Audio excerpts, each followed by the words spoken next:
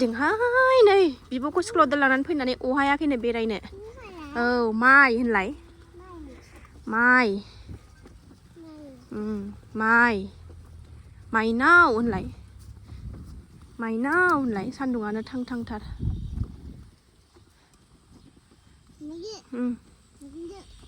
बेरायदों मादैमोन होनलाय थांदो अबाव थांनो आं बेरायदों होनलाय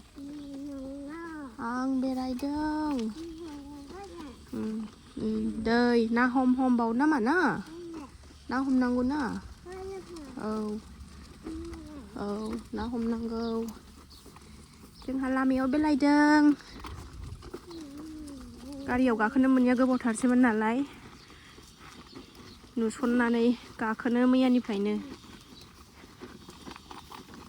स्कुटि देरसिटानि स्कुटि नामा ना हाय होनलाय मोसौ होनलाय मोसौ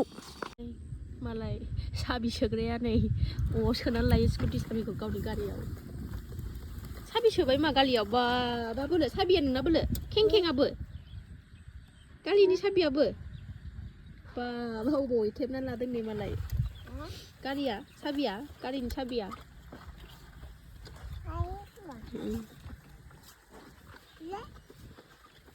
मानो मबाइल बिलायलायो नुवाखै आबो नै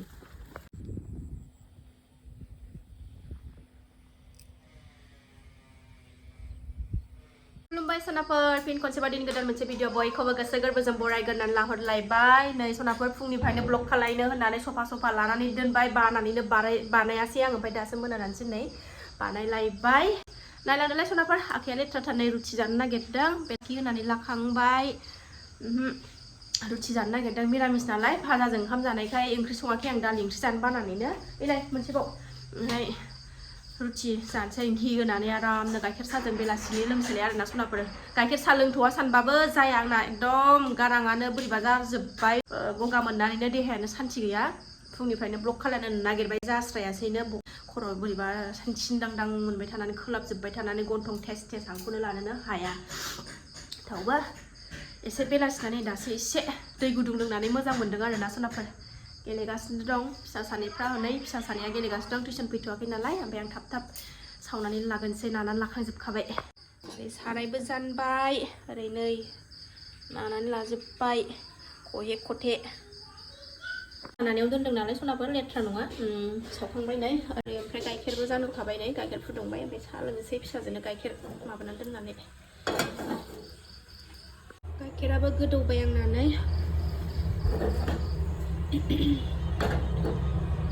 फिसाजोंनो जानो होग्रोबाय आं टिउसन फैनोसै ना आरो ओरैनो टाइम पास खालायो बियो ओंखायनो होग्रोबाय आं ओमफ्राय आंहा नै गाइखेर साहा फुदुंबाय नानिखौ टिउसन फोरोंग्राखौ नेस्लु नेबाय थादोंमोन दाबो फैया दोननोसै लोंगोरनोसै आङो फैखासिगोनदां फैनायालाय 6टा जानोसै जायो थाबनो बिराद खेला खालामो खयबारदि हासुनो ओंखारोथाय लेखा फरायबाथाय भगबानासो मिथिगौ थाब लों हाबबाथाय हासुनो ओंखारनायानो खयबार हासुबाय थागोन ओंखारबाय थागोन दै गांफ्लागोन माबा गांफ्लागोन मा होननो आरोना आंनि फिसाखौ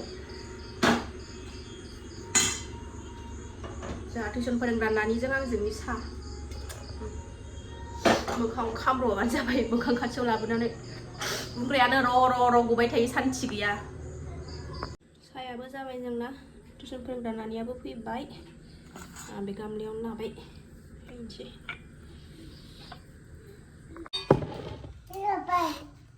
जादो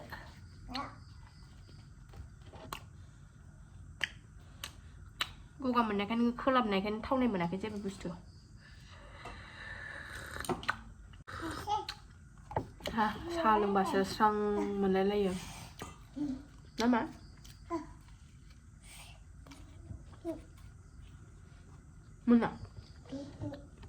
मोनानो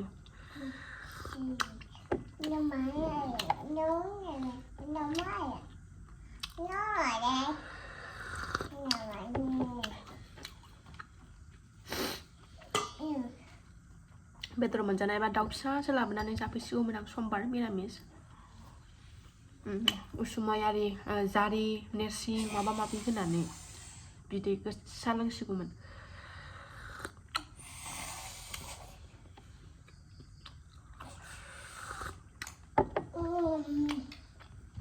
Plastik.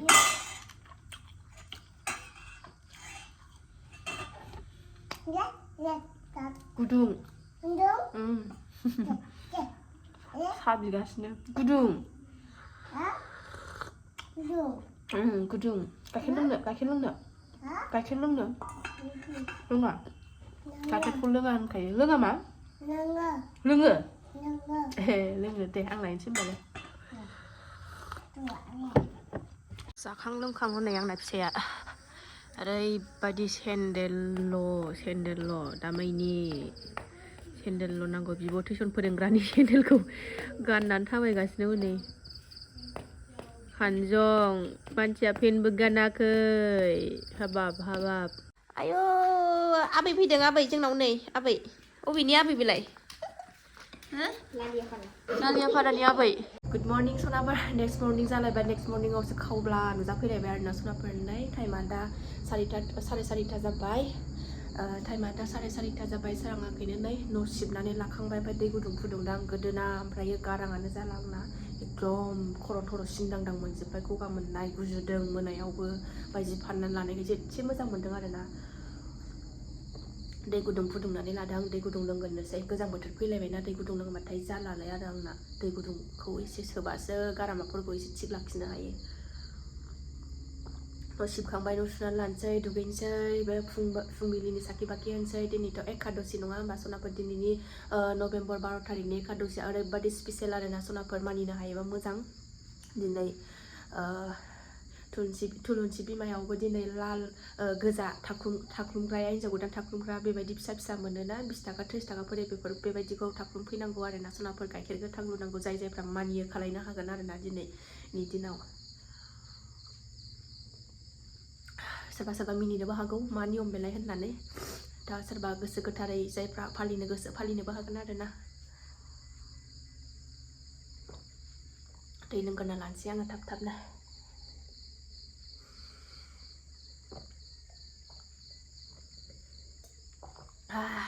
स्रां मोनलायलायदों दै गुदुं सोहरनायखाय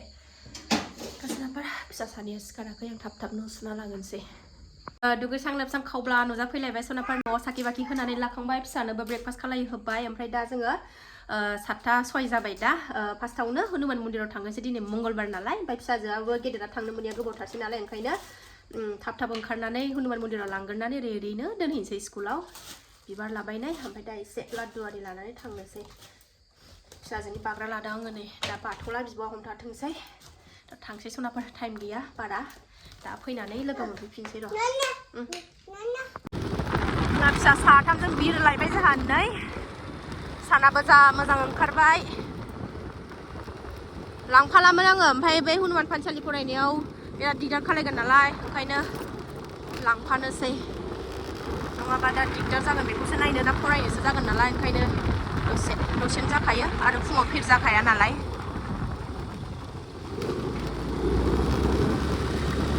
8:25आवसो एसेमब्लि मेरला आरामसे हागौमोन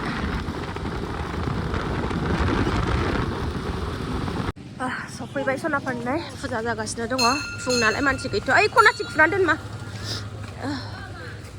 थाब फुजा होनानै लागोनसै दे सनाफोर जोङो नै मानसि खमाव नालाय गावहासो फुजा होनाया थ' होखांबाय सनाफोर मोजां मोनलायलायबाय गोसोखौ आरामनो फरायखांबायबो आङो एबार थांसै नै फिसाजोआ जुथा गानदों फरायखांबाय आंहा ओरै फरायखांबायबो फुजाबो होना लाखांबाय एबार थांनोसै 7:35ल' जादों होखांबाय आरामसे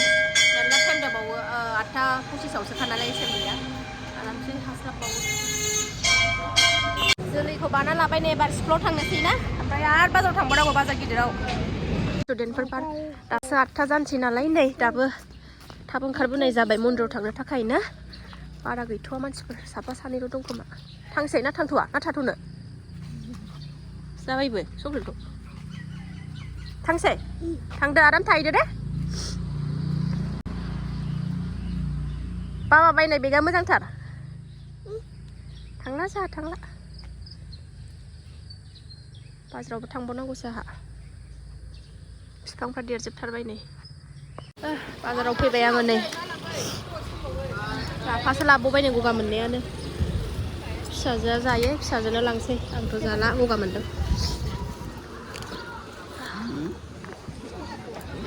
न'आव सफैफिनबाय सनाफोर नैबे लाफाल' लाबोदों आङो ओमफ्राय नैबे जुमब्रा लाबोफाबाय ओमफ्राय आङो मैगं लायनो थांखायाखै मैगंआ दंखायोमोन नैबे गोजा जिखौसो लायनो थांदोंमोन आं गोजा जि ओमफ्रायो मा होनोमोनलाय नैबे खुन्दुंखौ मानो होनबा दिनै तुलसि बिमाखौ बेजों खानानै बेखौ खोबनानै फुजा होनांगौ दिनैनि दिनाव 12 थारिख नभेम्बर खालि 12 थारिख नभेम्बराव ओंखायनो बेखौ लायदोंमोन आरोना जायफ्रा होनो गोसो होनो हागोन आरोना सनाफोर थांखादोंमोन दा तुलसि बिमानाव बेखौ खोबनानै फुजा साखि आरि होनांगौ ओमफ्राय नैबेजों 11 बार गान्थि खानानै फिदिंनानै माबानांगौ आरोना खानानै दोननांगौ बेजों ओमफ्राय साखि लागायनांगौ दिनै 12 थारिख नभेम्बर बिदि नियम दं नालाय ओंखायनो खालायनो थाखाय आं बेखौ लायदोंमोन आरो सनाफोर आं भिडिअखौ बारा गोलाव खालायला बेखिनियाव दोनथ'नोसै